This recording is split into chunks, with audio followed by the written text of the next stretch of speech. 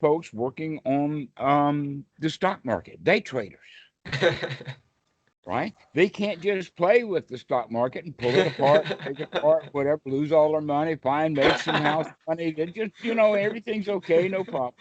Oh no. They get really involved with the comma of it. Is this a good action? Was this a good buy? How will I know it's a good buy? Well, I have to wait for the results. And if the stock goes up and they sell it, it was a good act or buy. And if the stock goes down, then I feel bad because it was a bad action. And so the person's feelings go up and down, depending upon a particular stock that he owns. And if he owns five stocks and some goes up and some goes down, he's a mess inside. So we had gotten started talking about the simile of the snake, and that the common thing that happens with students and people who are just interested in Buddhism kind of from the outside is when they hear, uh, let us say, the skill development set of the Eightfold Noble Path, instead of seeing that as a method of momentary freedom in this particular moment, they see it as a rule to be followed in order to get some advantage that they don't have right now. Okay. So it would be like the difference between a doctor handing you a pill and says, "Here, take this." And we are so blind that we misunderstand that pill to be a written prescription for that medicine. And here we go waving that piece of paper, that prescription, down to the pharmacist and show him that pill that you picked up, and he don't know what to do. Why are you showing me the pill? And you still think that it's a prescription. Okay, so this is one of the major issues that we have is that we try to take something real and turn it into a rule. That's why I use the analogy of the pill versus prescription, because the prescription is nothing but the rule to follow to get the pills, as opposed to the pills themselves. Once you see that the Eightfold Noble Path is the pill to, to be taken in this present moment, and when do we apply it? We apply it when we remember to apply it, which means that it would then be to our advantage to build up the skill of remembering to apply it. Right? That's sati. Sati is to remember to apply the rule. Now, in Western Buddhism, this has been misconstrued and misunderstood and translated into the word mindfulness. And in that regard, they lose it. The word mindfulness loses its power. It's a wishy-washy word because it really is not even a word that's in the English language. I think that the guys who were writing the original Pali text invented the word mindfulness so that they could find some way of translating sati. But because, and the reason I say that is because most people have never heard the word mindfulness until they hear about Buddhism. It's always in a Buddhist context. We don't hear about those kind of words. So it's better to use the kind of words in English that really hit people because they know what it means. It's got power behind the word. Like for instance, the word snake, bite. Those words have power behind it. Okay. That's why the Buddha uses those kind of words, because they have power and intensity uh, behind it. So this word sati, or to remember, can be also translated exactly the way that the Buddha used it, in the sense of bodh, or to wake up. That sati is literally to remember to wake up. To wake up. This is what the word sati means. It means to wake up out of the slumber of the thoughts of in our mind into the present moment. Or another way of thinking about it is that we're coming out of the sixth sense so that we can actually have some experience, more real, deep experience in the other five senses. That when a child is born, it's born into its five senses, and they play and they shout and they run and play games and have a ball. And early childhood for most children, not all, there are those who are in, let us just call it, unfortunate circumstances. But even in that case, the young child still wants to play. Even if the tricycle he has is a mangled piece of junk, he will still play with it.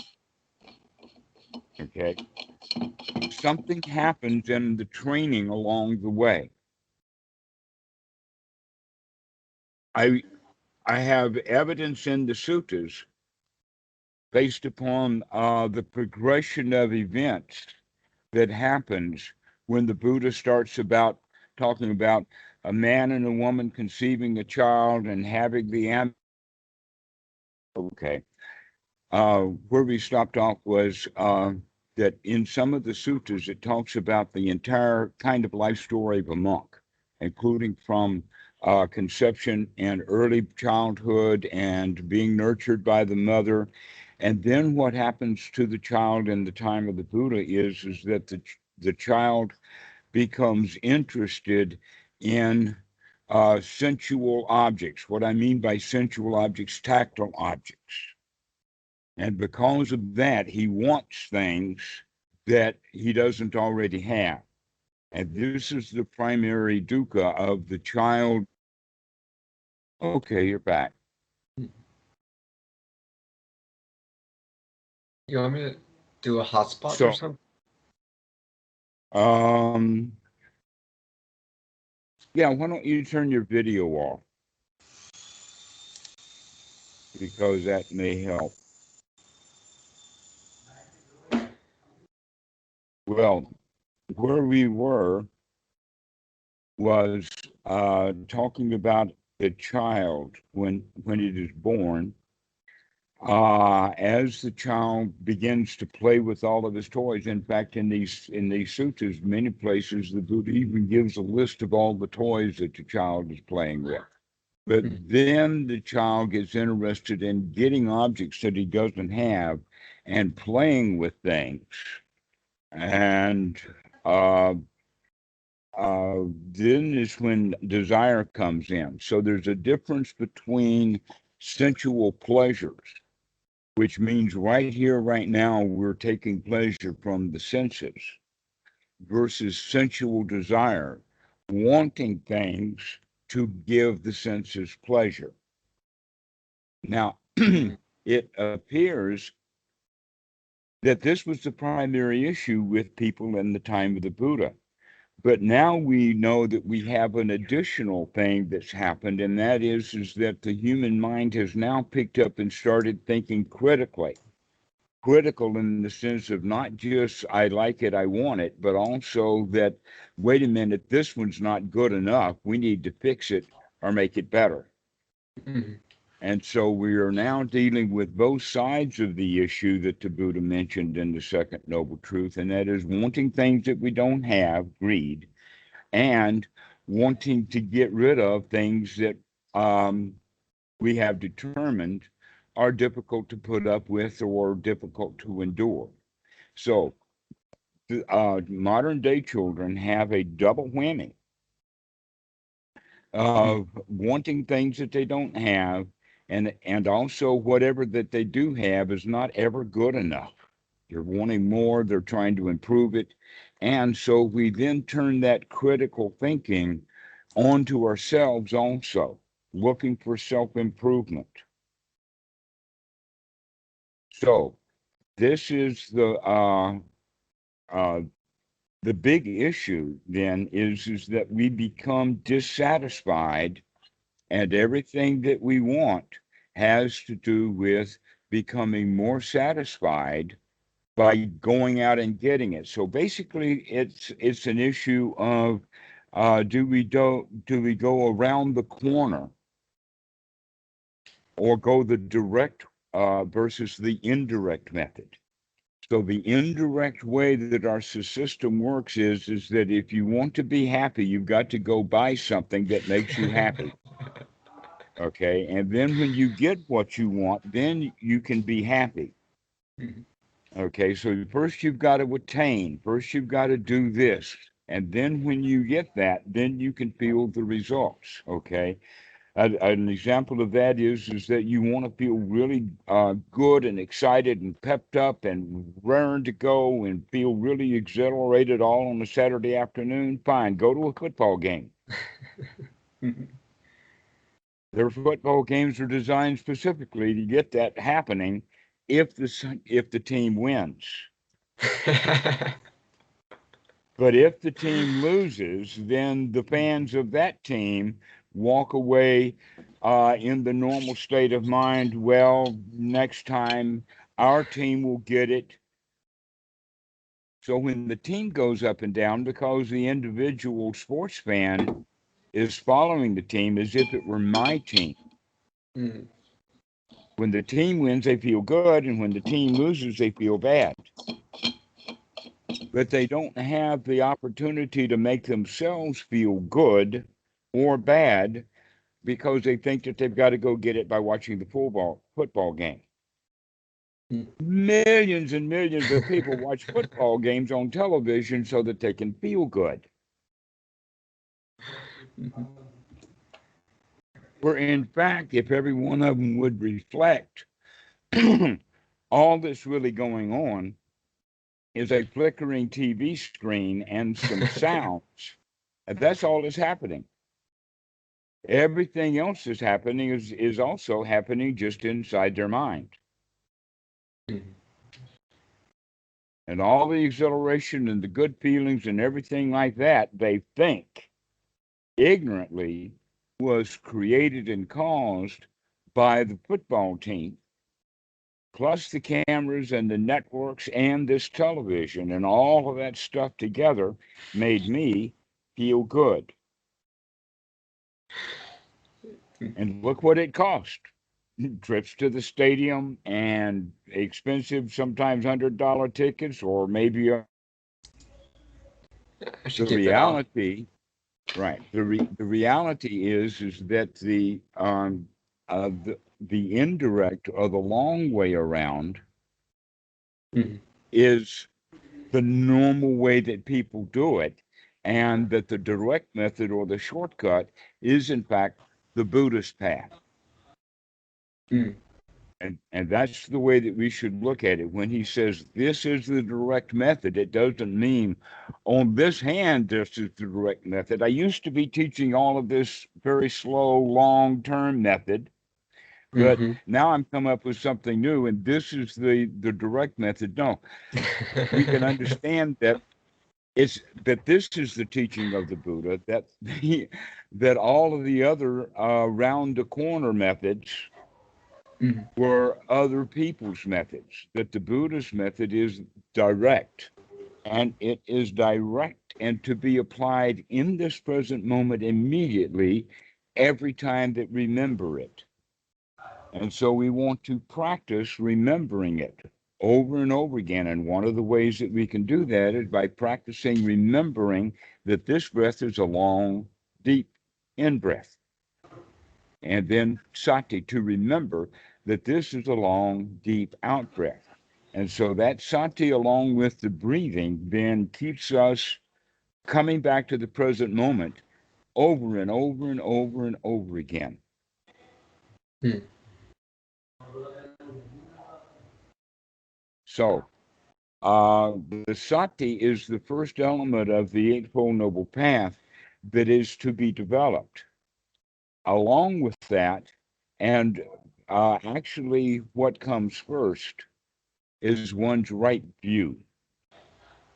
Right view basically means the way that we look at things. And that in this regard, what we're in the process of doing is turning around our way of looking at things from looking to the outside, which we started doing in the childhood, because the inside just, I mean, undeveloped children don't have what it takes on the inside. But now, as an adult, you already have what it takes on the inside. So we need to change that view from the frame of reference of being on the outside into a frame of reference of investigation on the inside, of looking, of watching, of developing wisdom based upon seeing what's going on and see how things proceed and progress. This is actually the wisdom. We'll talk about it more later. But I would like to introduce to you the fact that there are actually three views that the Buddha talks about: wrong view, ordinary right view, and supramundane or noble right view. And that ordinary people will either have the view that's a wrong view or an ordinary right view. Basically, the wrong view could be summed up in one statement of, I can get away with it. I can go out and do anything I want to do, and I can get away with it. It doesn't matter how many people I harm, so long as I get what I want, I'm okay. And if I don't get what I want, I'm not okay. This is basically, I mean, hardcore wrong view is the view of a sociopath.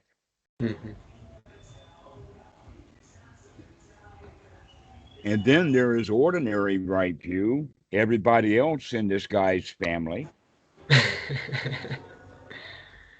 who are screaming in his ear sometimes, oh, no, you can't get away with it. There are consequences to what you do. This is what gave rise to what is referred to in Hinduism is the law of karma. Karma? Karma. Karma or Kamma. What it means in the Pali or the Sanskrit is action. And basically what the statement is Newton's second law of thermodynamics, in the sense for each action, there is an equal and opposite reaction. Okay.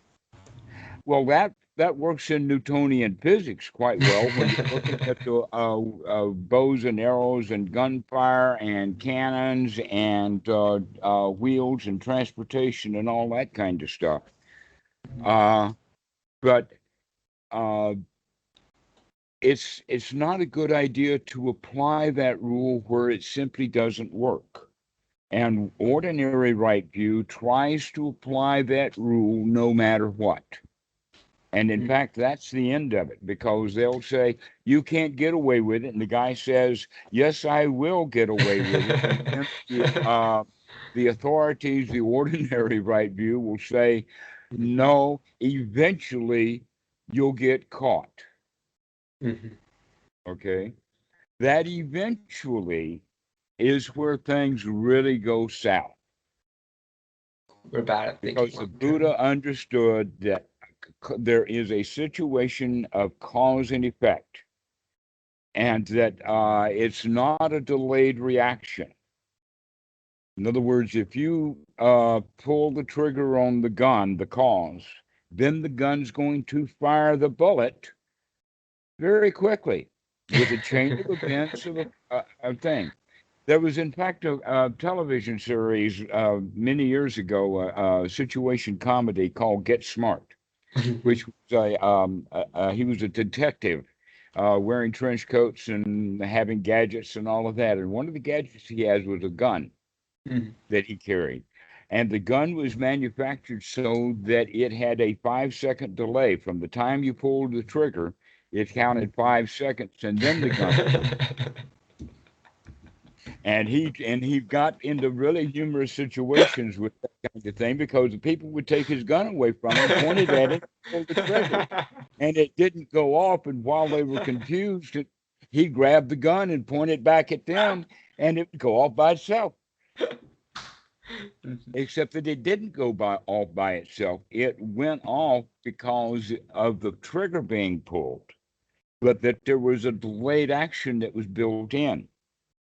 And ordinary right view sees the magic that if some trigger is pulled and they don't hear the bang, that they think eventually the bang will happen, Mm. where in fact it might not. Mm. Well, maybe if the gun stays around long enough, it will eventually go off 3, 4, 500 years from now. Climate And change. so this is the belief in the law of reincarnation and rebirth that's built into this law of karma that says right effort will, excuse me, good action will give good results and bad action will give bad results. And then they add that kicker, no matter what.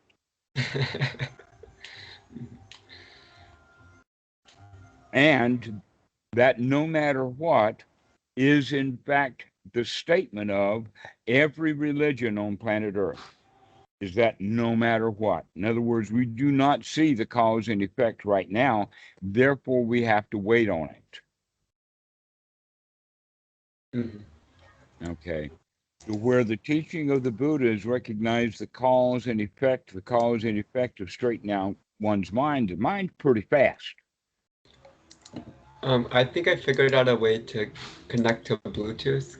Can I try that? Okay. It might disconnect, but I'll call you again. All right. Okay. It's great. Okay. So we were talking about right view, ordinary right view, wrong view, and supramundane right view. So basically, wrong view is gratification oriented, just getting gratification. And that ordinary right view says, wait a minute, there's going to be dangers in there. But it's said Mhm. in a way that we make it into a rule so that we have rules and shoulds and stuff like this. So ordinary right view is based upon set of rules, is based upon circumstances, and is based upon the belief that it will catch up with you, Mhm. that you will go to heaven or hell based upon Mhm. your behavior. Except that that's been modified to a bit in some religions, that it has more to do with your behavior is not um, the issue, but it's what ceremonies you do. Mhm. Okay. So if you do the ceremony of taking Jesus as your savior, you go down to the river and you take a cold bath in muddy water with your clothes on, and then go vote for Donald Trump, thou shalt be saved. Mhm. So it's all a matter of ceremony, you see, for some. But the original concept of that is that no, the issue is salvation from your sins, which means how can you become sinless? And the whole concept then of sin means wrongdoing or bad karma. Mhm. So all the religions are doing the same thing. They just have their own language for it, but they're all talking about the same thing. And the Buddha says, hey, wait a minute, Mr. Religious group of people. You've wound up putting a lot of rites, rules, rituals, shoulds, woulds, coulds, and promises of magic Mhm. involved with all of this stuff, which has actually increased people's greed and fear rather than eliminating it. An example of that is an awful lot of Christians, when their children are afraid of hell, afraid of damnation. It's not that they are determined to do good because they can see the dangers. Rather, they are just merely terrified of hell because they don't understand that the concept was hell was to point out the dangers of bad behavior. And so they're not focused on cleaning up their act or cleaning up their behavior. They're more because in fact that's not even part of Christianity the way that it is in Buddhism. That they go for forgiveness rather than for clean action, clean behavior. Now that's modified over time because in fact the whole quality or concept of honor was built into some cultures. There are still honor cultures that exist, but they've got their own problems. But the Western culture is no longer an honor culture. It is now a guilt culture. In the sense of the honor is that it's your job to straighten out all of the problems right now, which includes you may have to kill your daughter for having sex with the boy down the street. That's honor killings, right? And you got to get things straight. To where in the West, oh no, you can't kill your daughter, but you can sure feel guilty about what she did. And you're going to make her feel really guilty along with it. All right. And so this is a guilt system. So now we feel guilty and are afraid of damnation or afraid of the results of our bad actions. But we're not actually doing something to change our behavior. We're just being around afraid of the consequences. And so that leaves us as humans then to try to cover up, tell lies, get away with it. Because I've already done it. Now I got to get away with it. Rather than recognizing that we can turn that whole system around by following the Eightfold Noble Method of recognizing that, hey, I can pull my mind out of hell or the fear of hell or guilt or any of the other stuff that's associated with right view. And I can also pull the mind out of the grasping and clinging and desire base that is the wrong view and come to a super mundane right view of everything's okay right now. Everything is fine right now. No problems right now. No need to go put our critical hat on and go out and start criticizing society. And when the society comes up to my standard, then I'll be happy. All right? That's not ever going to happen. No one has ever fixed society, not for long. Not even the Buddha. That in fact, those people who are powerful enough to pick up that society and hold it wind up getting bitten by it. I offer you Donald Trump as an example. He has picked that snake up by the wrong end, and it's just about to bite his arm.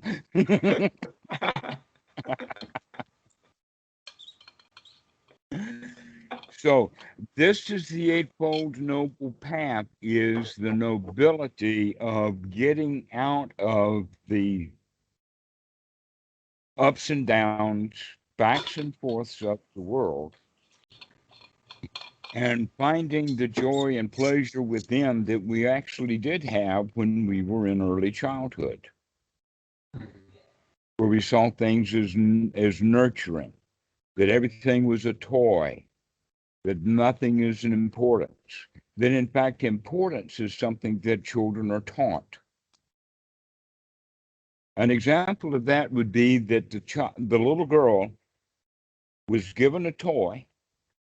It was actually a Barbie knockoff, and it only cost $1. And she pulls the arms and the legs off it, and she takes the clothes off of it, and she pulls the hair out and does all kinds of things, and everything is okay. But her aunt then goes and buys her a really, really spiff, first-class quality, whoop-to-do Barbie doll. Paid maybe $60 for it, whatever, I don't know. And the child is there taking it out of the box and starts pulling the arms and the legs off of it and the hair out, undressing it, and she's just doing what she does with normal dolls. And this time, both mom and the aunt freaks out because now she's destroying an important doll. How important is this doll? $60.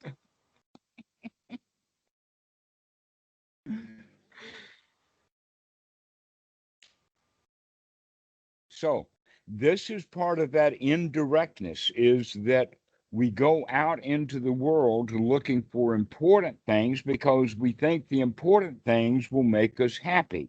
And so they taught this little girl that important dolls are better than ordinary dolls, but now you can't play with them. It's too important.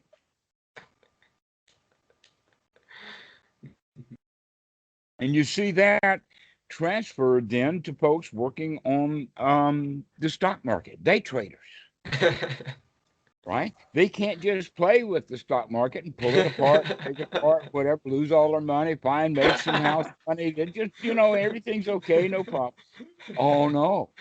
They get really involved with the comma of it. Is this a good action? Was this a good buy? How will I know it's a good buy? Well, I have to wait for the results. And if the stock goes up and I sell it, it was a good act or buy. And if the stock goes down, then I feel bad because it was a bad action. And so the person's feelings go up and down, depending upon a particular stock that he owns. And if he owns 5 stocks and some goes up and some goes down, he's a mess inside. And we wound up living a life of a mess because we have so many conflicting views about what's important and what's not important. But when we retrain the mind for what's important, then what's important is how I feel right now. Yeah. That's really important. If we think about it, that's the only thing that really is important, is how we're feeling right now. But really, that's not important at all. There's nothing important. But if there anything that was important, that would be at the top of the list. Mm-hmm. And so we begin to practice Anapanasati. We, in fact, begin to have noble right view because we realign for our own mentality what is, in fact, important and what's not. We get our priorities straight. And so we begin now with these 2 things of right view and right sati, so that we begin to remember to take a look at what's going on in the mind right now. That's the only thing that we're doing so far, is just taking a look at what's going on in the mind right now. And we can make a determination or a judgment in the sense of, is this happening right now? Is this real right now? In other words, my knee itches. That's real right now. Or is this an imagination about something that happened in the past? Okay.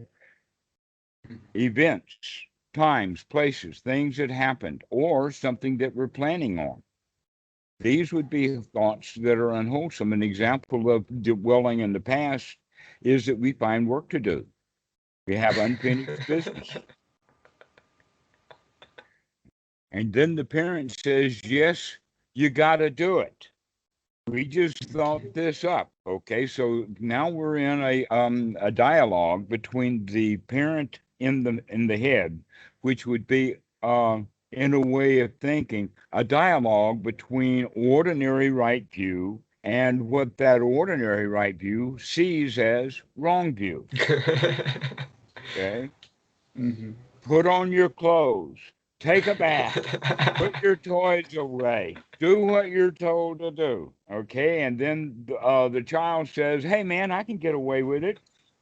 I don't want to do any of that stuff. I'm okay already. I'm fine. I can get away with it. And so we get this dialogue or war within our own minds that is quite unwholesome.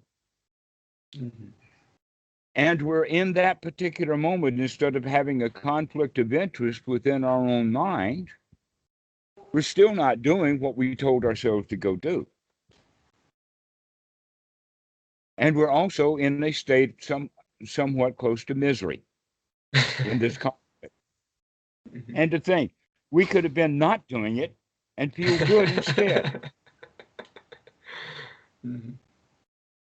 So this is really where the teaching of the Buddha is absolutely magnificent, to understand just how simple this is. It's literally the difference in flipping a mental switch inside And that switch can be thought of in many, many different ways. One is past, future versus present. Another one is work to do versus the work has already been finished now, or bad feelings versus actually building up and working on good feelings, or changing the view between ordinary right view and supermundane right view. Okay, so this is just a basic switch that we're pulling, but it's now with all these labels that I put on it, it looks more like a bank of wall switches where you got to go push them all down. Where in fact, no, it's just one thing. It's just an attitude change. Mhm. Okay, the attitude is that everything is all right, everything's fine, and we need to have those kind of thoughts. Because if we don't, then the kind of thoughts that will come right back in is this dialogue between the parent and the child saying, go do this, go do that. And the child saying, I don't want to, I don't want to. Mhm. Or the child does get up and goes do it, but he still doesn't feel good about it. Mhm. Then, in fact, what we need to do is to get the child enthusiastic about the Dhamma. Because if we can build up enthusiasm, then the right effort is easier. So let's bring in right effort. And if we've got enthusiasm, it's easier. But if there's no enthusiasm, it can still be done in the sense of it's going to take more effort to throw out the unwholesome thoughts by substituting new wholesome thoughts in its place. And new wholesome thoughts are in various categories. It could be possibly stated that one kind of thought would be wholesome in one respect and not wholesome in another.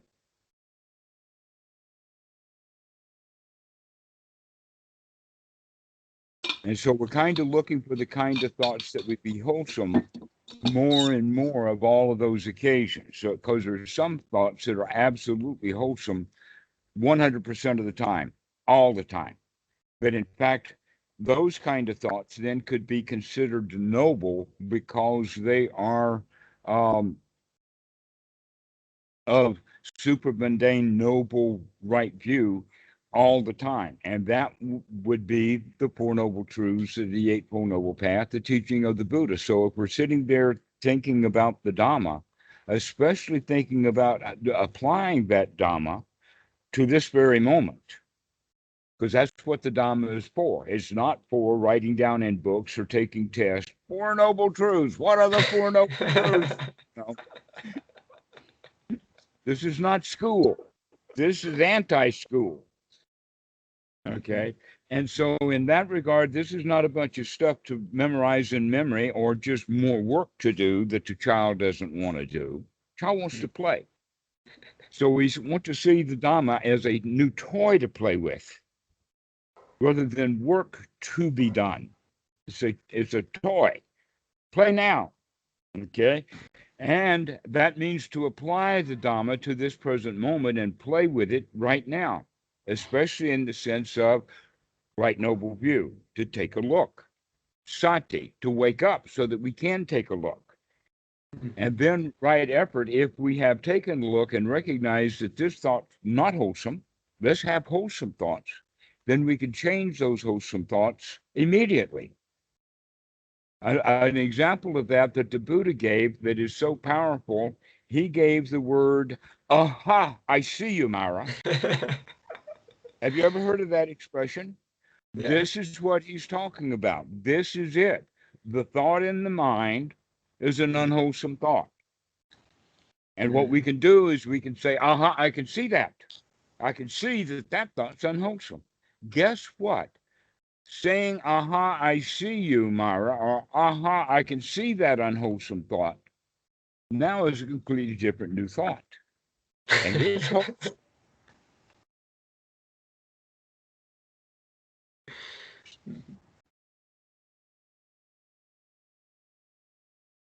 So it's actually a skill to be developed. This is one of the reasons why we talk about right noble view is also a skill to be developed. And the skill that we're going to develop is the determination of where the dangers are within each thought that we have, so that we begin to have thoughts that have no dangers to them at all, that are thoughts that are wholesome. And that this is actually the practice then, is to take the mind and bring it into one wholesome thought after another wholesome thought after another wholesome thought after another wholesome thought. And those wholesome thoughts then are the kind of thoughts to gladden the mind. Mhm. Like, wow, I'm really glad I don't have to think about that work. Wow, I could just sit here and relax and enjoy the moment. Everything's okay. Everything is fine. You can hear all of these wholesome thoughts, but we don't speak in wholesome thoughts. So it would be good to start for you to begin to build your own vocabulary of the kind of thoughts that you want to have. We don't need many of them.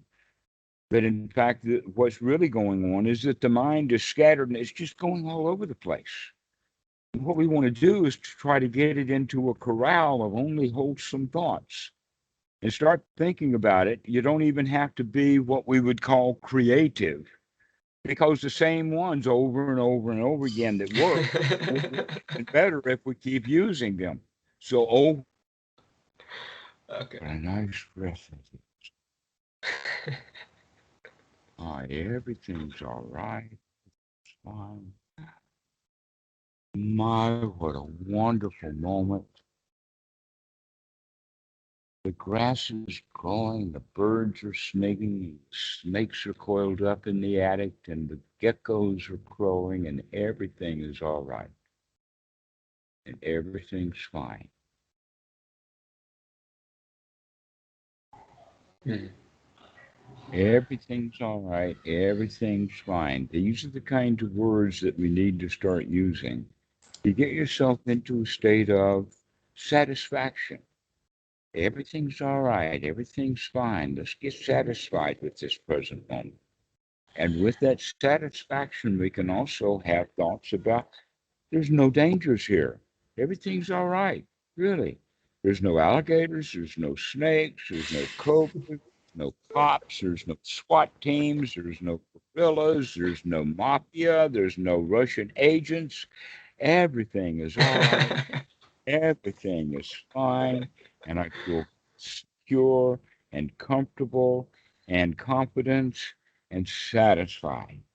Now, when we keep practicing that over and over and over again, the next element of the Eightfold Noble Path comes into play. The first three of right view, right effort, and right remembering run and circle around each other so that your effort begins skillful. Your sati becomes quite skillful, and your ability to discern what is wholesome and what is not wholesome becomes quite excellent. When that happens, the next thing that comes in, and that is one success after another wholesome thought, one after another, and we begin to feel really successful at this. That success is a very, very powerful place to be. That this is, in fact, what we are all looking for. Everyone in our society that's out there looking for sensual desires are actually looking for the feeling of success. We're looking for the feeling of being a winner. Why would anyone join the Olympic team, work out all of that really hard, thin years just to get into the Olympics? And then at the end of the race, to say, I'm not interested. No, they want to win. Why? Why do they want to win? Because Success. of the feeling of success in winning. Mhm. That in fact, you can see what the winner does when he wins that, say, 100-yard dash. Exactly. That's the pity that we develop by the sitting meditation, because here we're winning and in a much better way than the Olympics, because the guy gets the Olympic gold medal, he goes home and he's miserable for the rest of his life. But at least he found that success one time. Here we're developing it as a skill. Mhm. Here is to be developed as a skill, the right attitude. I can handle this. And we begin to feel like that we're on top of the game. We're on top of the world. In fact, there is an expression, everyone is an emperor of his own pile of dirt. The question is, are you going to be buried under your pile of dirt? Poor me, pity party, what a mess I've made. Are you going to be in the process of climbing out? I'll get out someday. I'll struggle and I'll work and I'll strive and I'll make enough money or I'll get enough points or whatever, and then I'll be on top of the game. Or you can practice the way that the Buddha is and just float right up there. Here you are.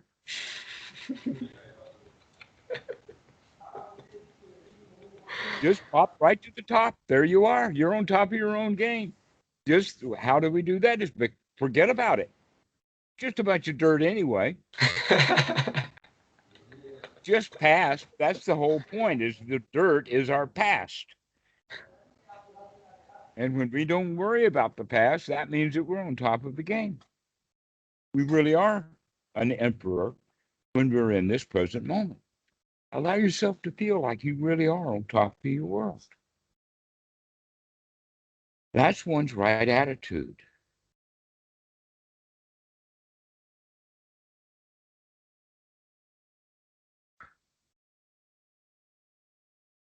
Now, the question is when, where, and how to practice this. And the answer to it is whenever you can remember to, but it would be good to set it up so that you do remember.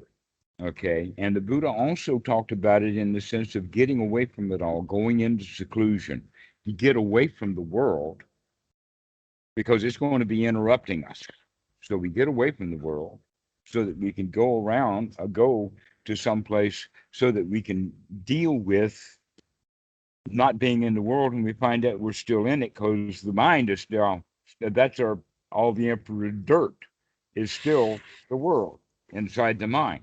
And so we have to throw it out there too. So we get rid of the real world, then we get rid of the world of make believe that we have made and then believed it,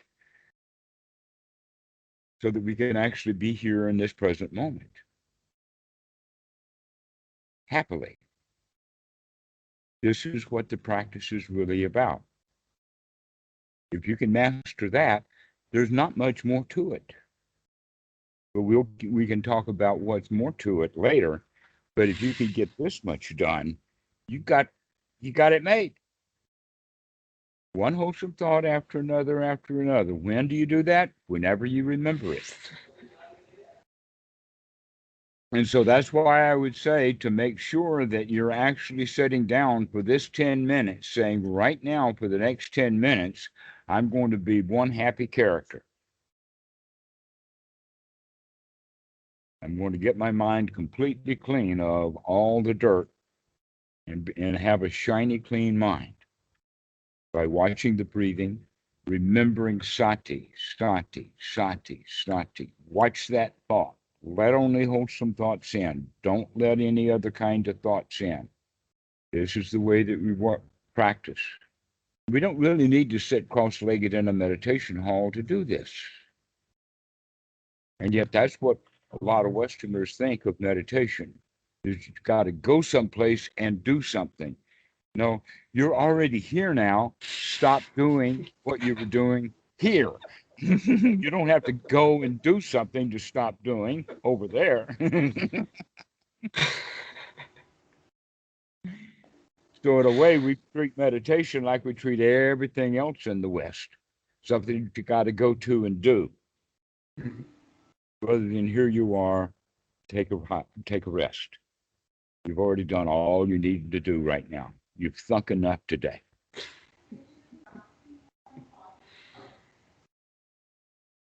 So you keep practicing like that. Set it up. I would say when you go to sleep at night, like we talked about last time, when you get up in the morning, and 4 other times during the day, because we're only talking about 10 minutes, and look how many meditators are putting in 1, 2, 3 hours every day.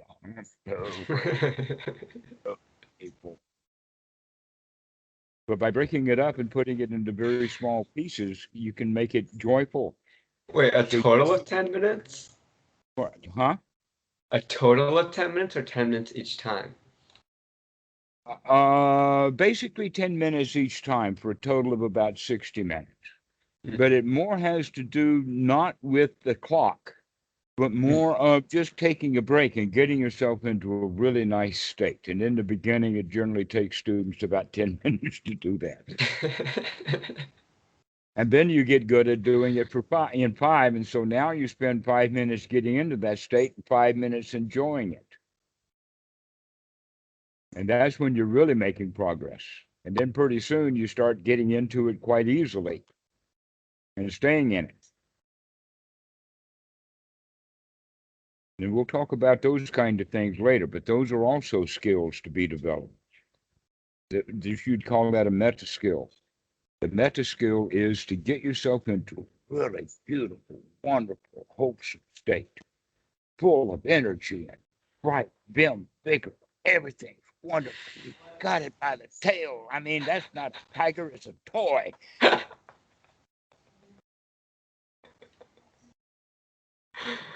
Okay, get yourself into that sort of frame of reference often. I only have 2 hours. Well, go practice. Go practice and call me, okay? After I'm done practicing? Well, only call me in several days. Go practice 5, 6 times a day for several days, and then give me a call. Report in, and we'll take the next step. What if I want to call? Can I call you before that, or Yeah, you you can don't want? call. Yeah, every I mean, I couple of think, days. Good. No problem. and this is practice itself in a way. Yeah. Enjoy your practice as much as you enjoy our phone calls.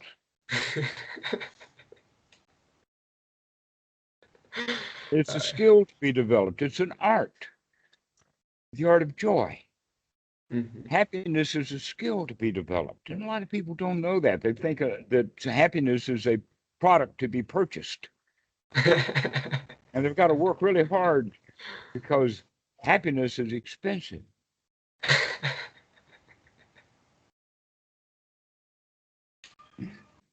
But no, happiness is to be developed. The skill. Go practice. Go develop the skill of joy. Okay? We'll see you in a couple of days, all right? Thank you. Uh-huh. See you. Bye-bye. Bye.